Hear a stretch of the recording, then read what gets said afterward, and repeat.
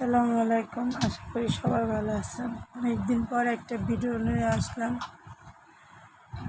আর এই তো মাছ আনছে, সবসময় তো খাওয়া হয় না।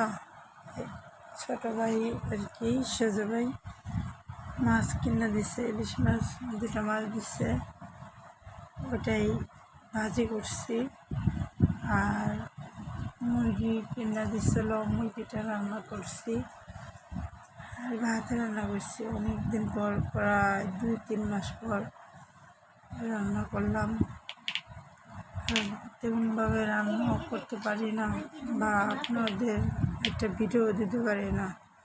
কী করবো বলেন, মানুষ তো গরিব, আর বাবা মা নাই।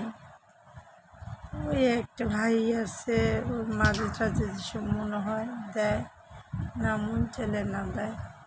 এ আর কি, দেশে গেছিলো ইলিশ মাছ, ছোটো ছোটো ইলিশ মাছ 2টা দিছে, ভাজি করছে আর কি। কালকে রান্না করবো আর 2 পিস খাবো।